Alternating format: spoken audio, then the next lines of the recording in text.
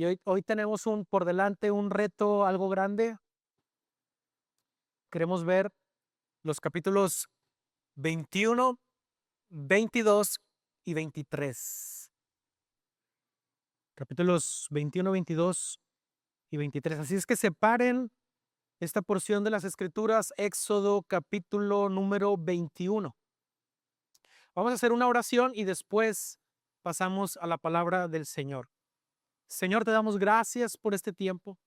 Gracias porque podemos, Señor, adorarte, podemos cantar, podemos, Señor, también reunirnos juntos como iglesia y poder fortalecernos, Señor, poder animarnos unos a otros, poder tener comunión unos con otros, pero también juntos tener comunión contigo, Señor.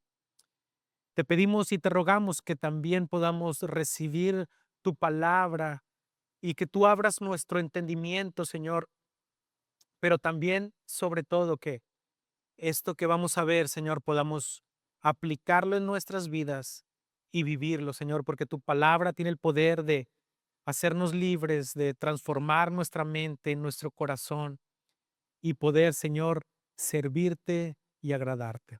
Ponemos en tus manos este tiempo en el nombre de Cristo Jesús. Amén. Bien, hermanos, tenemos delante de nosotros en esta extensa porción de las Escrituras la ley de Moisés. De hecho, la tenemos desde el capítulo 20. Pero la semana pasada veíamos el capítulo 19 y 20. Y recuerdan, dejábamos pendientes los 10 mandamientos para hoy poder tocarlos en estos capítulos. Y hoy vamos a hablar acerca del propósito de la ley. Así es que en estos 3 capítulos que vamos a abordar el día de hoy, vamos a ver un conjunto de leyes que Dios dio a través de Moisés para el pueblo de Israel. Y como son 3 capítulos muy extensos de puras leyes y reglas, vamos a leer solamente algunos versículos que les voy a ir indicando para que veamos en conjunto de lo que está hablando estos 3 capítulos y entonces después exponer lo que vamos a ver hoy como el propósito de la ley. Fíjense bien, por ejemplo, llegamos al capítulo 21 y vamos a leer solamente los primeros versículos y nos vamos a brincar a otros de otros capítulos. Fíjense, versículo 1 del capítulo 21 dice: estas son las ordenanzas que pondrás delante de ellos. Si compras un siervo hebreo, te servirá 6 años, pero el séptimo saldrá libre sin pagar nada. Si entró solo, saldrá solo. Si tenía mujer, entonces su mujer saldrá con él. Si su amo le da mujer y ella le da hijos o hijas, la mujer y sus hijos serán de su amo y él saldrá solo. Luego vámonos más para adelante. En el versículo 28 dice: si un buey acornea a un hombre o a una mujer y le causa la muerte, ciertamente el buey será apedreado y su carne no se comerá, pero el dueño del buey no será castigado.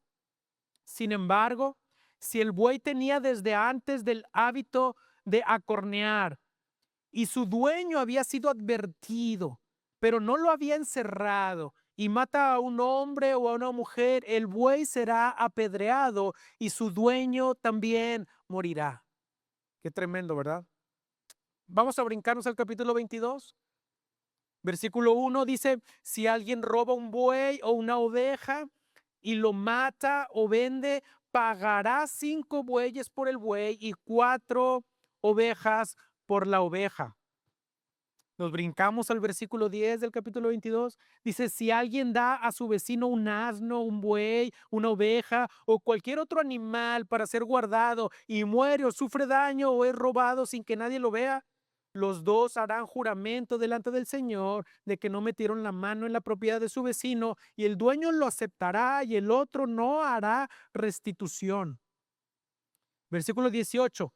No dejarás con vida a la hechicera. Versículo 20, el que ofrezca sacrificio a otro Dios que no sea el Señor será destruido por completo. Vamos al capítulo 23, versículo 4. Dice, si encuentras extraviado el buey de tu enemigo o su asno, ciertamente se lo devolverás. Si ves caído debajo de su carga el asno de uno que te aborrece, no se lo dejarás a él solo, ciertamente lo ayudarás a levantarlo. Versículo 10. 6 años sembrarás tu tierra y recogerás su producto, pero el séptimo año la dejarás descansar sin cultivar para que coman los pobres de tu pueblo y de lo que ellos dejen coman los animales del campo. Lo mismo harás con tu viña y con tu olivar. 6 días trabajarás, pero el séptimo día dejarás de trabajar para que descansen tu buey y tu asno y para que el hijo de tu sierva, así como el extranjero, renueven sus fuerzas. Y por último, versículo 14, 3 veces al año celebrarás fiesta, guardarás la fiesta de los panes sin levadura, 7 días comerás pan sin levadura, como yo te mandé en el tiempo señalado del mes de Abib, pues en él saliste de Egipto, y nadie se presentará ante mí con las manos vacías. ¿Qué les dice todo esto, hermanos, a ustedes? Un conjunto de leyes que Dios dio a Israel. Y cuando vamos a ese conjunto de leyes y leímos, vieron solo algunos versículos. Si leemos todo, vas a decir, wow, qué tremendo todo eso, pero ¿y qué onda conmigo? ¿Qué pasa conmigo cuando leo la ley de Moisés? Debo preguntarme, ¿aplica hoy en día para mí? ¿Debo cumplir al pie de la letra todo esto? ¿Cómo se vive la ley de Moisés? Cuando era niño y yo vivía con mis papás, ellos tenían reglas para la casa. Y tal vez a mí en su momento me parecían absurdas muchas de esas reglas. Tal vez no comprendía del todo cuál era el fin de esas reglas. Sobre todo en la adolescencia, me caía tan mal algunas reglas que mis padres nos ponían en casa. Como por ejemplo, cuando quería salir a algún lugar, tenía que pedir permiso. No podía ir a donde yo quisiera, a la hora que yo quisiera, regresar a la hora que yo quisiera, ni hacer lo que yo quisiera. Me caía tan gordo eso. Porque a veces me decían que no. O a veces sí, pero regresa a tal hora. Es que apenas la reunión está empezando y ya quieren que me regrese. Esas reglas, hermanos, no tenían nada de malo. Incluso eran apropiadas cuando yo era adolescente, porque me estaban protegiendo y enseñando principios que aún yo no lograba comprender. Eran reglas apropiadas cuando yo era adolescente. Ahora, esas reglas ya no son relevantes para mí, porque ahora yo sé cuidarme solo, ahora he comprendido los principios detrás de esas reglas que yo tenía antes. Ahora cuando yo me casé ya hace 13 años, me casé, entonces dejé de vivir con mis padres, ¿verdad? Ahora yo vivía aparte. Con mi esposa salimos cuando queremos, a donde queremos, regresamos cuando queremos, porque ahora nosotros sabemos a dónde es apropiado ir, qué es apropiado hacer y qué no es apropiado hacer. Entonces, para mí no son relevantes ya las reglas de mis padres. No tengo que ir a pedirles permiso para salir con un grupo de amigos o regresar tarde si consideramos que debemos regresar tarde. Ahora decidimos, mi esposa y yo, a dónde ir, cuándo regresar, qué hacer y no hacer, porque ahora sabemos qué es apropiado hacer y también sabemos cuidarnos solos.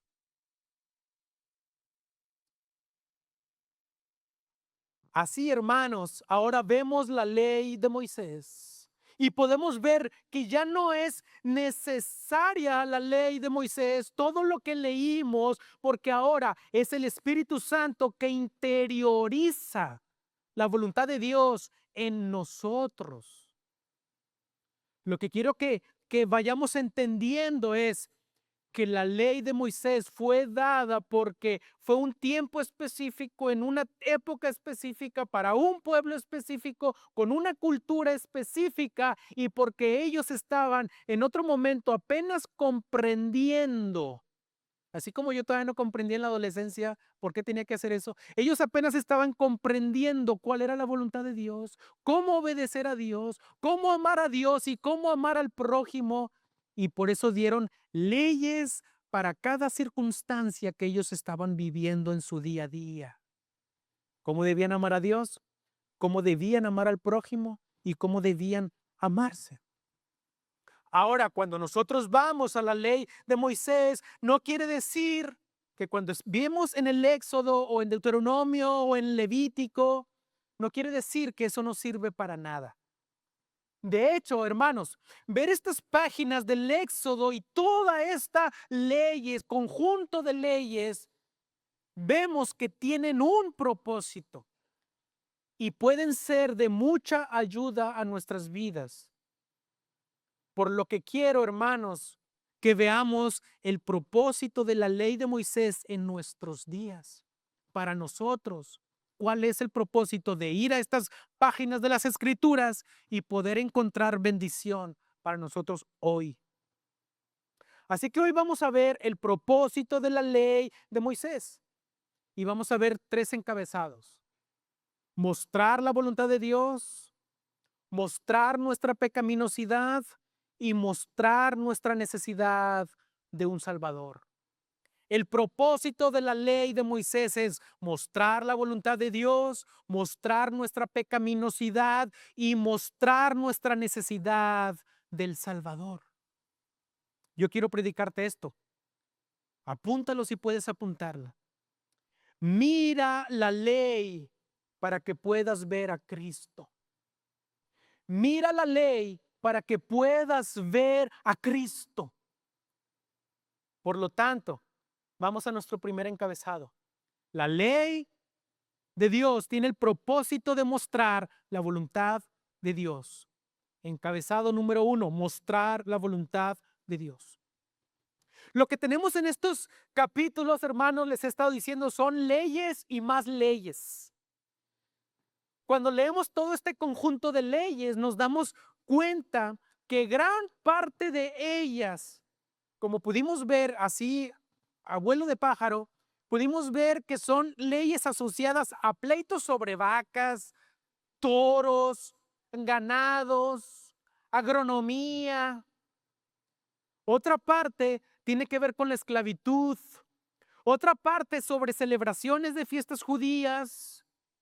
Y un sinfín de leyes que al verlas te preguntas, ¿qué tiene que ver todo esto con mi vida? ¿O cómo pudiera yo aplicarlas en mi vida si hoy en día no tengo vacas, ni bueyes, ni esclavos? Hace como 500 años fue abolida la esclavitud. Dices, ¿qué tiene que ver eso conmigo? Ni yo nunca he sido esclavo, ni mis padres, ni mis abuelos, ni mis tatarabuelos. Yo no tengo en el radar ahorita aquí la esclavitud. Y como vimos cuando vamos al capítulo 21, versículo 17, no sé si lo leímos, pero en el 21:17 dice que si un hijo, ¿verdad?, maldice a padre o a madre, dice, será condenado a muerte. Pregunta, ¿crees que deberíamos matar a los hijos que maldigan a sus padres? Dan ganas a veces, ¿no? Pero claro que no. Por lo cual, preguntarnos cómo aplica eso a nosotros hoy en día no es una pregunta sin importancia. No es una pregunta irrelevante. De hecho, debemos preguntarnos cómo es que debemos responder ante las leyes del Antiguo Testamento. Debemos preguntarnos entonces, ¿qué lugar ocupan las leyes de Moisés para nosotros hoy en día? Y queremos ver precisamente primero que la ley de Moisés estaba apuntando hacia la voluntad de Dios, señalando la voluntad de Dios. Eso no quiere decir, hermanos, que Dios haya cambiado, porque en el Antiguo Testamento exigía algunas cosas y después en el Nuevo Testamento vemos que cambia el parecer. No, hermanos, Dios no ha cambiado. En realidad, la voluntad de Dios no cambia porque es eterna. La voluntad de Dios no cambia porque es eterna.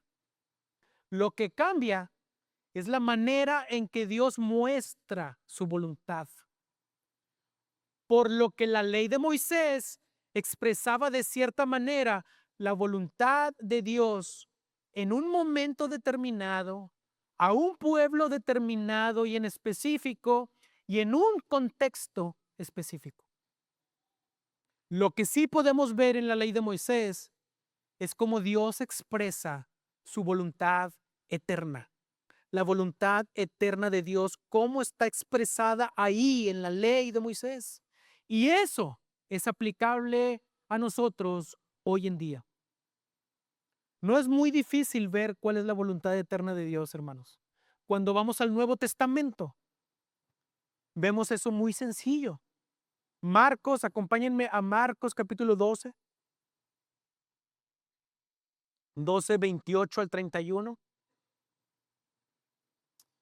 Marcos 12, 28 al 31 dice: cuando uno de los escribas se acercó, los oyó discutir y reconociendo que Jesús les había contestado bien, le preguntó: ¿cuál mandamiento es el más importante de todos? Recuerdan, los escribas y fariseos eran expertos en la ley, en cumplir la ley y hasta agregaban más puntos a la ley. Ellos eran celosos de cumplir al pie de la letra la ley. Y le preguntan a Jesús: a ver, entonces, ¿cuál es el más importante, el mandamiento más importante de todos? ¿Qué dijo Jesús? El más importante es: escucha, Israel, el Señor nuestro Dios, el Señor uno es, y amarás al Señor tu Dios con todo tu corazón, con toda tu alma y con toda tu mente y con todas tus fuerzas. El segundo es este: amarás a tu prójimo como a ti mismo. No hay otro mandamiento mayor que estos. Y dijo Jesús también: y de esos dos mandamientos depende toda la ley. De amar a Dios y amar al prójimo depende toda la ley y los profetas. Y ahí vemos la voluntad eterna de Dios. ¿Cuál es? El amor. Amar a Dios y por consecuencia amar al prójimo. Eso mismo dijo Pablo a los romanos. Por ejemplo, Romanos capítulo 13, versículos 9 y 10 dice: porque esto, no cometerás adulterio, no matarás, no hurtarás, no codiciarás. ¿Ves? Eso está en los 10 mandamientos. Dice: y cualquier otro mandamiento. En estas palabras se resume: amarás a tu prójimo como a ti mismo. El amor no hace mal al prójimo. Por tanto, el amor es el cumplimiento de la ley. ¿El amor es qué? El cumplimiento de la ley. De toda la ley. Ese es, hermanos, la voluntad eterna de Dios que no cambia. El amor a Dios y el amor al prójimo. Lo que hace la ley de Moisés es enseñarnos lo que significa amar a Dios y a las demás personas en distintas situaciones. Estaban detallando cómo es amar a Dios, cómo es amar al prójimo, de acuerdo a las circunstancias que ellos vivían. Eran un pueblo que apenas se estaba formando. Recuerdan, ellos están saliendo apenas de Egipto. Eran esclavos. Aún no son una nación. Son un pueblo que está creciendo. No tienen tierra. Dios los está formando. Dios les está enseñando cómo convivir de tal manera que puedan amarse unos a otros y puedan amar a Dios. Por ejemplo, vemos en el capítulo 21 del Éxodo, versículos 28 y 29, lo leímos, que si un toro corneaba a una persona y mataba a esa persona, el toro, ¿verdad?, debería morir apedreado. Pero el dueño del toro no sería castigado. ¿Por qué? ¿Qué pasó? Fue un accidente. Está el Señor enseñando cómo podemos proteger al prójimo de un simple accidente que él no tuvo la culpa, aunque era su toro, pero fue un accidente. En lugar que alguien dijera, no, vamos a matar al dueño del toro. No, el Señor estaba protegiendo cómo hay que amar y perdonar al prójimo. Dice, pero si el dueño del toro ya sabía que el toro andaba corneando y tenía esa mala costumbre y ya se le había advertido y aún así no lo encerró y fue y mató a alguien, bueno, también tiene que morir el dueño del toro.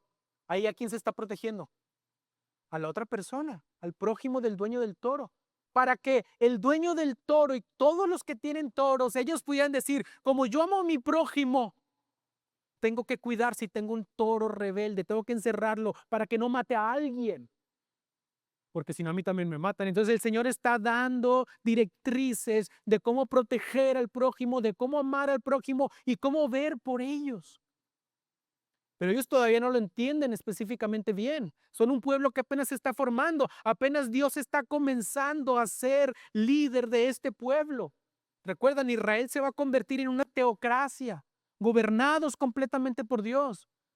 Apenas se les está enseñando cómo amar al prójimo, cómo amar a Dios.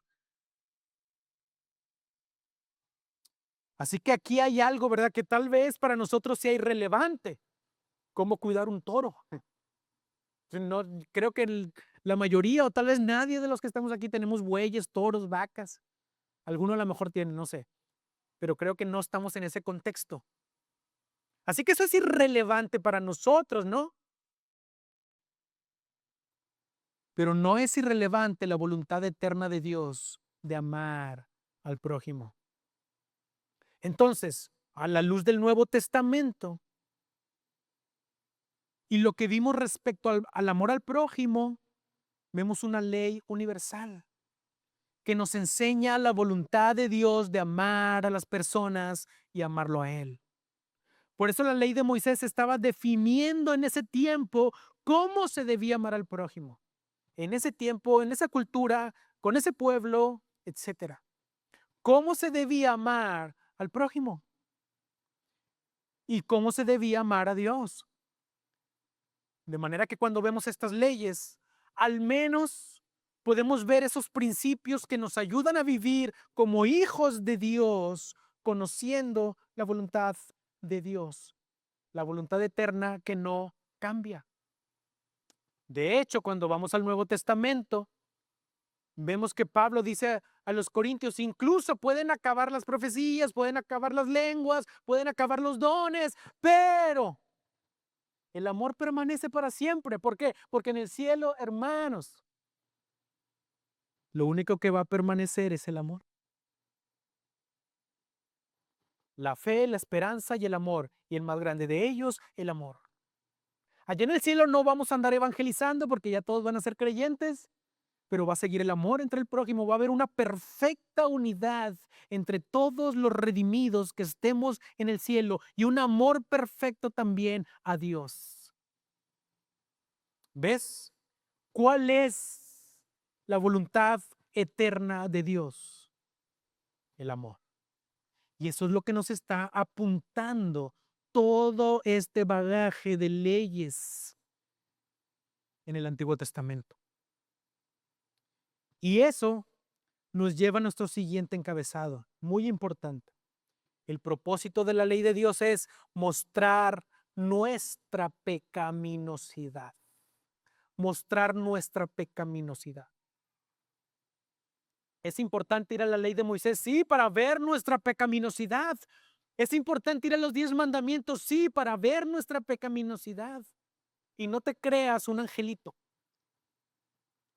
Así que la ley de Moisés también tiene el propósito de hacernos ver cuán pecadores somos, pero a la misma vez mostrarnos la solución de nuestro pecado. Es aquí donde logramos ver cómo realmente somos. Y miren, vamos a hacer un ejercicio bien sencillo. Si vamos y analizamos los 10 mandamientos que están en el capítulo 20, que les prometí que íbamos a verlos el día de hoy, porque son parte de la ley, o es el resumen de todo esto que estamos viendo de la ley. Si vamos a esos 10 mandamientos y los analizamos con sinceridad, nos vamos a preguntar si realmente hemos guardado o no esos 10 mandamientos. Así es que quiero que pongan atención. Les vamos a dar una revisada rápida a los 10 mandamientos. Analiza tu corazón y mira si no fallas y no has fallado en esos mandamientos. El primero nos dice, no tendrás otros dioses además de mí, dice Dios. Y el segundo dice, no te harás ningún ídolo. Y como cristianos, lo más seguro es que digas, no, pastor, aquí sí, no tengo imágenes, vaya a mi casa, no tengo figuras de yeso, no me inclino entre otros dioses, no tengo dioses, solo Dios, el Señor, Jehová, Yahweh, como le llames. Dios, mi Dios, el Altísimo, el Todopoder, el único Dios, solamente. No tengo dioses, no tengo ídolos. Y yo quisiera preguntarte, ¿amas algo o a alguien más que a Dios? Y diga, no, Dios es lo que más amo. Pero analiza tu vida sinceramente. ¿Acaso no en ocasiones te amas más a ti mismo que a Dios? Es más, cuando pecas, ¿por qué pecas? Porque amas más el pecado que a Dios. Esa es la verdad. Cuando pecas, pecas porque encuentras más deleite en tu pecado que en Dios. Y encontrar más deleite en cualquier otra cosa que en Dios, hermanos, es idolatría. Es idolatría en tu corazón. Cuando confías más en el dinero, en el trabajo, en tus bienes, en tus capacidades y terminas más confiando en eso, hermanos, es idolatría en tu corazón. No, yo confío siempre en Dios. ¿Te has quedado una vez sin trabajo? ¿Te desmoronaste? Estabas confiando en tu trabajo, un ídolo en tu corazón. Para unos la salud, para otros el dinero, para otros la familia, para otros el esposo, la esposa, los hijos, los bienes, se llegan a convertir en un ídolo en tu corazón. Todo aquello que cuando no lo tienes o te da ansiedad grave en el que ya no sabes qué hacer o te desmoronas emocionalmente es porque tenías ahí tu confianza. Es un ídolo. Es un ídolo. Tercer mandamiento, no tomarás el nombre del Señor en vano. ¿Qué significa no tomar el nombre del Señor en vano? No, hermano, yo soy bien reverente al nombre del Señor. ¿Sí? No tomar el nombre del Señor en vano significa llevar el nombre del Señor tu Dios incorrectamente. ¿Has llevado el nombre del Señor tu Dios incorrectamente? Tú eres imagen de Dios. Realmente reflejas correctamente al Señor con lo que dices y con lo que vives. Eso es vivir, hermanos. Si tú fallas y no demuestras correctamente cómo es Dios y quién es Dios, tú estás viviendo falsamente para el Señor. Usar su nombre de una manera que dañe la reputación de Dios es tomar el nombre de Dios en vano, a la ligera, incorrectamente. Y eso puede ser con nuestras vidas, de manera que la imagen que damos de Dios es falsa y termina dañando el testimonio del Señor. Pregunto, ¿has dañado el nombre de Dios con tus palabras? ¿Con tus comportamientos? El 4, el día de reposo. 5, honra a tu padre y a tu madre. ¿Has desafiado la autoridad de tus padres? ¿No has honrado a tus padres? 6, no matarás. Y aquí vas a decir, ahí sí, pastor. Ahí sí, ahí sí, ahí sí, ahí sí es punto para mí. Pero aquí se pone la cosa mejor. Porque sí solemos decir eso. Aquí sí, lo he cumplido y lo voy a cumplir hasta que muera. No he matado a nadie. No soy un asesino. Ni mataré jamás a nadie. Tengo corazón de pollo.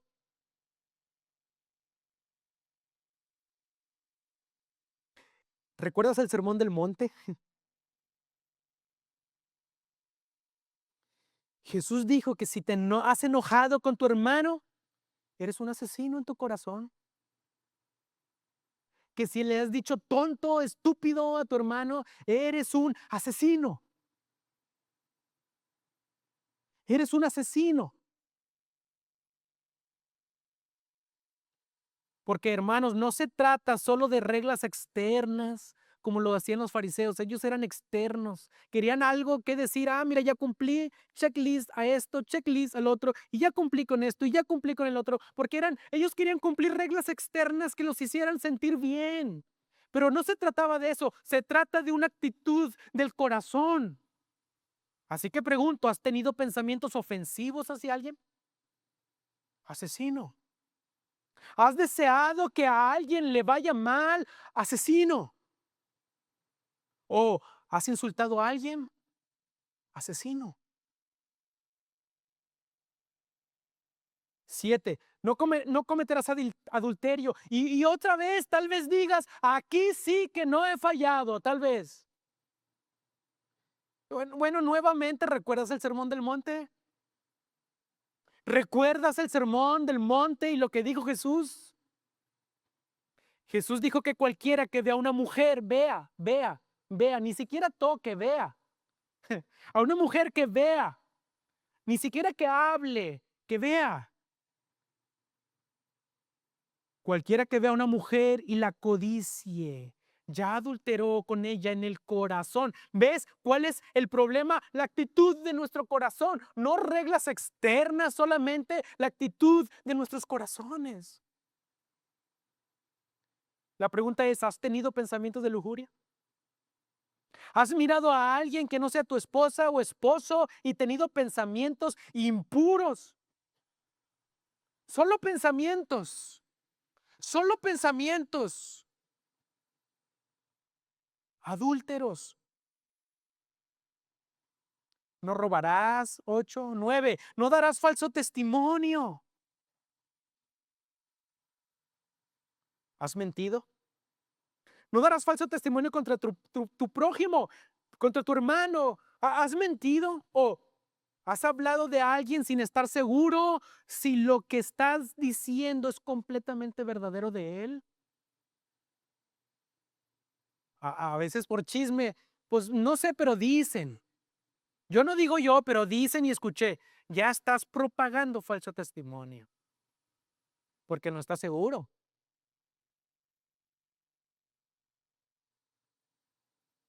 O incluso le agregas cosas en el chisme.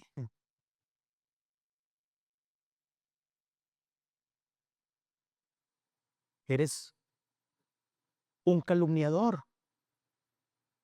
No codiciarás nada de tu prójimo. Y bueno, lo que tú has contestado a todo esto, eso es lo que eres, eso es lo que somos. Recuerda esto, tú tienes la capacidad de hacer cosas buenas, sí, pero eso no te hace una buena persona. Si has fallado y fallas a los mandamientos del Señor, no importa cuántas cosas buenas hagas, no es como que Dios lo va a poner en una balanza y diga, bueno, fallaste en todo esto, pero hiciste todas estas cosas buenas, probablemente está bien porque son más cosas buenas que las malas. Eso sí no funciona, hermano. Seremos condenados por nuestros errores, nuestras faltas y nuestros pecados. Yo te pregunto, cuando vas ante un juez en este mundo, en esta tierra, las autoridades civiles, vas ante un juez porque cometiste un delito y después le dices, ok, juez, sí cometí el delito, pero mire, le voy a decir todas las cosas buenas que hago. ¿Tú crees que él va a decir, bueno, está bien? Te dejamos absuelto porque también has hecho otras cosas buenas. No, ellos te van a juzgar por tu pecado, por tu error, por tu falta. no por las cosas buenas que hiciste. Las cosas buenas que hiciste, ok, está bien, bravo, adelante, es tu deber, pero tú fallaste en esto y serás condenado por tus faltas. Imagínate faltas ante el Dios todopoderoso y juez de todo el universo.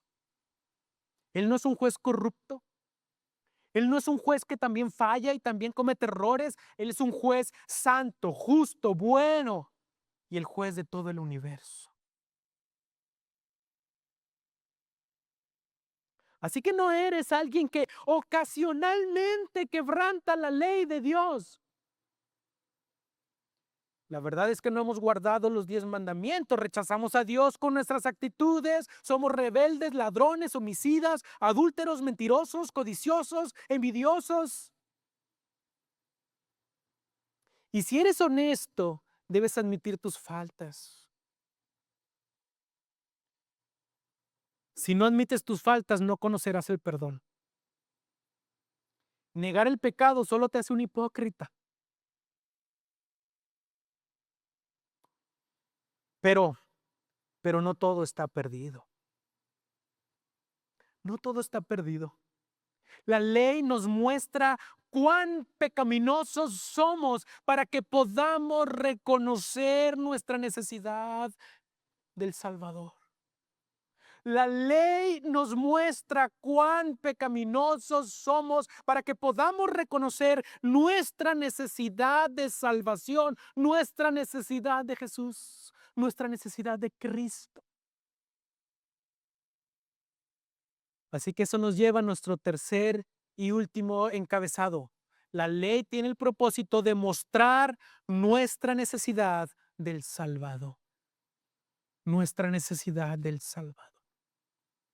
Entonces, al mirar la ley de Moisés, vemos que nos señala hacia la voluntad de Dios, la voluntad eterna de Dios, pero también nos muestra nuestra pecaminosidad. Pero eso no lo es todo, porque mirar la ley de Moisés nos señala hacia nuestro Salvador. Acompáñenme a Romanos, capítulo número 3. Romanos 3, 20 al 22. Dice Pablo a los romanos, porque por las obras de la ley, fíjense bien, ningún ser humano será justificado delante de él. Pues por medio de la ley viene el conocimiento del pecado. Pero ahora, aparte de la ley, la justicia de Dios ha sido manifestada, confirmada por la ley y los profetas.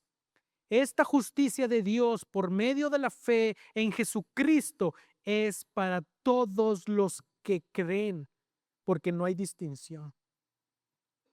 ¿Por qué no hay distinción? Porque todos hemos pecado. Dice Pablo, las obras de la ley, por las obras de la ley, ningún ser humano será justificado delante de él. Porque ¿qué es lo que hace la ley? Por medio de la ley viene el conocimiento del pecado. Aquí podemos ver cómo la ley apunta al Salvador. Primeramente apunta al Salvador porque deja en descubierto nuestra necesidad. ¿Cuál es nuestra necesidad? Pues del Salvador, porque somos pecadores, porque hemos fallado, porque merecemos la justa ira de Dios, el castigo de Dios por nuestros pecados. Y la ley lo que hace es mostrar y demostrar que somos pecadores. Por la ley, dice Pablo, viene el conocimiento a nosotros de pecado, del pecado. De hecho, Pablo en otra porción dice, yo no sabría que soy un pecador si no es por la ley que me dice que he pecado, que he mentido, que he fallado, que he robado. Es la ley la que nos muestra cuán pecadores somos. ¿Tiene un propósito la ley? Sí, apuntar hacia Cristo. Y en segundo lugar, nos recuerda que Dios nos da una promesa de salvación en Cristo. Así que primero la ley dice que estamos mal. La ley te condena. Cuando vas a la ley te condena, ¿viste? Adúlteros, asesinos, ladrones, idólatras, egoístas, te condena. Primero te condena, estás mal, pero también, dice Pablo, Dios ha manifestado su justicia. Y esa justicia es solamente, dice Pablo, a través de la fe en Cristo. Es solamente a todos los que creen. Solamente a los que creen. No hay salvación ni justificación sin Cristo. La ley apunta al Salvador. Entonces necesitamos cumplir la ley para ser salvos. Pero como vimos, no podemos cumplir a cabalidad toda la ley todo el tiempo. Es imposible lograrlo ya que tenemos una naturaleza caída, una naturaleza pecaminosa. De manera que entendemos que necesitamos urgentemente un Salvador. Necesitamos urgentemente un Salvador. Y si tú no has venido a Cristo, necesitas urgentemente un Salvador porque eres un homicida, porque eres un ladrón, porque eres egoísta, porque has codiciado lo de tu hermano, porque realmente eres adúltero, porque eres lo peor que puedes ser. Sí, eres pecador. Así que necesitas urgentemente un Salvador. Alguien que pueda justificarte. Que pueda justificarte y declararte inocente. Porque tú no puedes en ti mismo, por más que digas, voy a limpiar mis culpas, ahora me voy a portar bien, vas a fallar una y otra vez, una y otra vez. Y tu pecado, te aseguro, tu pecado pesa más que tus obras justas. Tu pecado pesa más que tus obras justas, te lo aseguro. Te lo aseguro, ante Dios tu pecado pesa más que tus obras justas. No trates, ni siquiera intentes ponerlos en una balanza. Ante Dios, cuando te presentes ante Dios, serás culpable si no estás en Cristo. No hay manera de que salgas bien parado ante Dios diciendo, Señor, aquí está mi lista de obras de beneficencia. Porque te toparás que probablemente las hiciste para sentirte bien tú.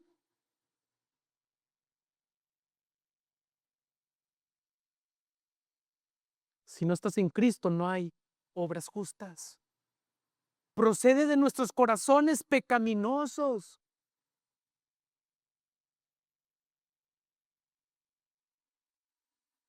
Necesitas a alguien que pueda justificarte de tu pecado. Recuerda esto, solo Jesús ha cumplido perfectamente la ley de Dios. Él es justo y todos aquellos que están en Cristo son justificados por sus méritos. Él dijo, yo no vine a abrogar la ley, yo vine a cumplir la ley. Jesús cumplió toda la ley a cabalidad plena, completamente. Nosotros quebrantamos la ley de Dios, pero Cristo la cumplió. Nosotros quebrantamos una y otra vez la ley de Dios, pero Cristo la cumplió perfectamente. Y el castigo que nosotros merecíamos lo recibió Jesús en nuestro lugar. Y es por eso que solo Jesús puede librarnos de la condenación de la ley, porque Él la cumplió. Y Él tomó nuestro lugar de culpable.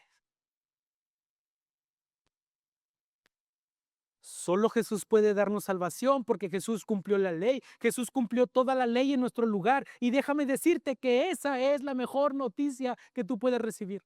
Esa es la mejor noticia que puedes recibir. Jesús cumplió por ti en tu lugar.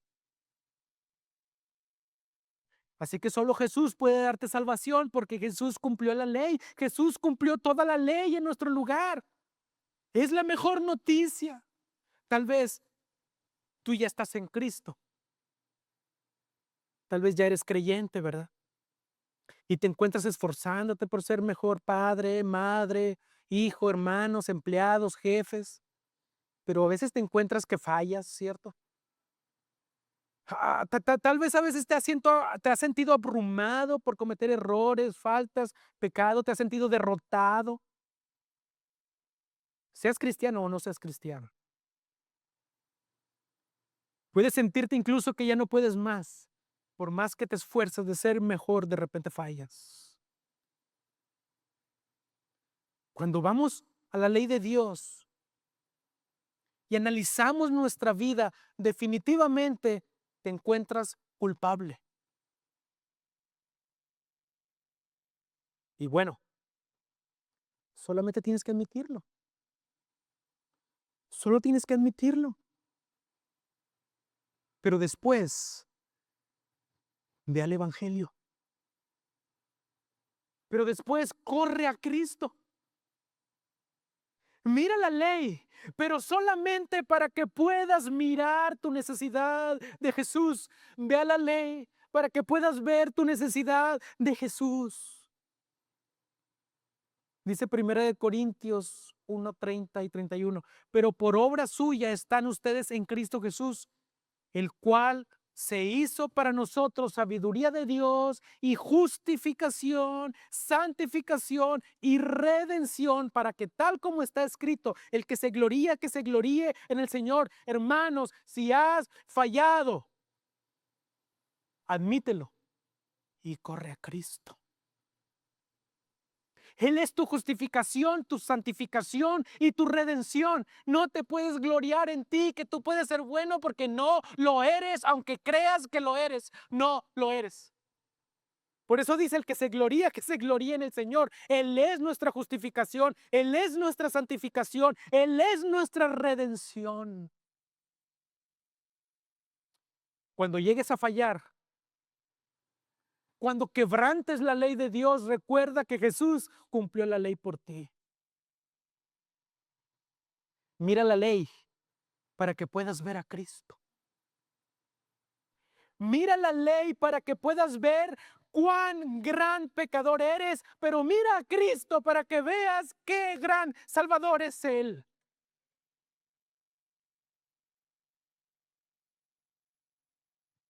No escondas tu pecado. Reconoce cuán gran pecador eres, pero después mira a Cristo y verás qué gran Salvador es Él.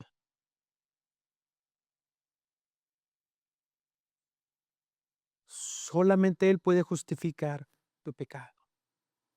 Y cuando veas el costo, lo que costó a Jesús el inocente, lo que costó a Él tu pecado, créeme, créeme, serás transformado. Y también desearás apartarte de tu pecado. Y desearás alejarte de tu pecado, porque tu pecado, hermanos, costó la vida de aquel justo, bueno y santo. Aquel que no se halló ni siquiera mentira en sus labios. Y dice Isaías, y con todo eso Dios, el Padre, quiso quebrantarlo, quiso aplastarlo por ti y por mí. El costo de tu pecado fue que Cristo fuera aplastado en la ira justa de Dios.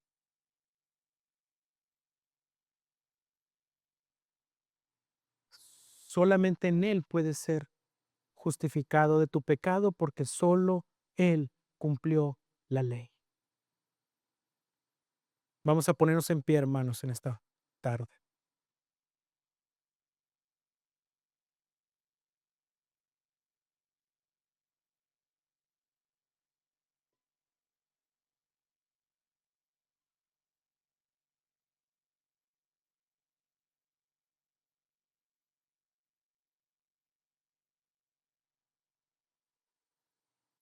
Oh Señor, te damos tantas gracias por tu misericordia. Te damos gracias porque tú nos muestras cuán faltos somos, cuán necesitados estamos de ti, Señor.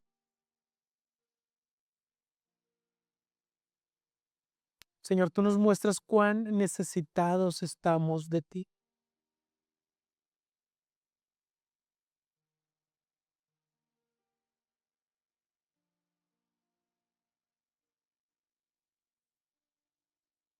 Ayúdanos, Señor, a siempre correr a ti,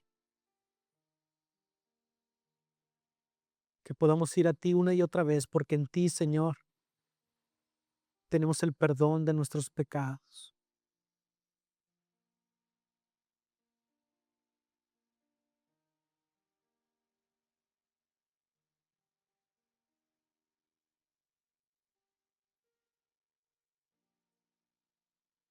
Oh Cristo, gracias por tu muerte en la cruz en nuestro lugar, porque moriste y resucitaste para nuestra justificación, para perdonarnos por nuestros pecados.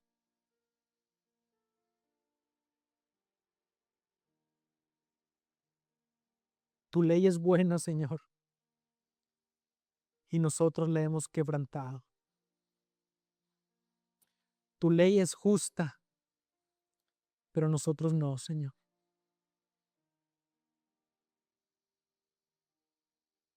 Reconocemos que hemos fallado muchas veces, Señor, y que necesitamos a Cristo cada día de nuestras vidas. Necesitamos el Evangelio cada día de nuestras vidas, Señor. Perdónanos porque hemos fallado. Perdónanos, Señor, porque hemos quebrantado tu ley. Pero también conocemos, Señor, tu voluntad eterna. Ayúdanos, Señor, a cumplir tu voluntad. Ayúdanos a ser hacedores de tu palabra, no solamente oidores olvidadizos.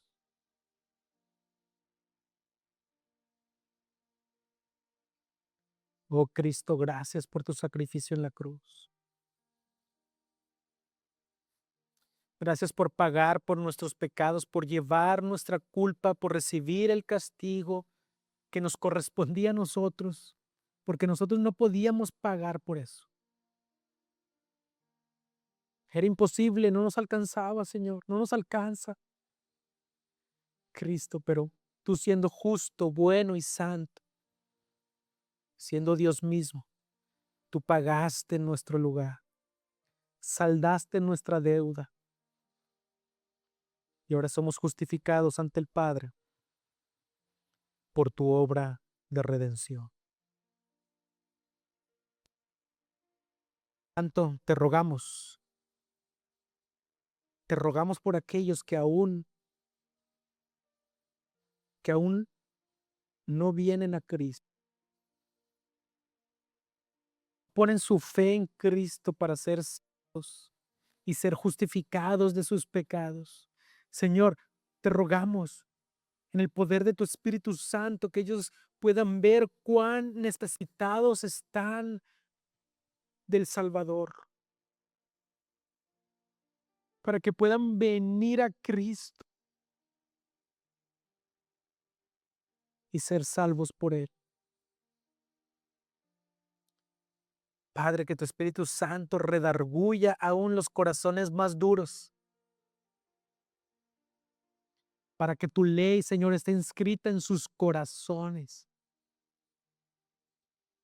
y vivan por ti y para ti, Señor. Ayúdanos, Señor, a vivir en justicia, en amor a ti y en amor al prójimo, Señor. Te lo pedimos, Padre, en el nombre de Cristo Jesús. Amén y amén.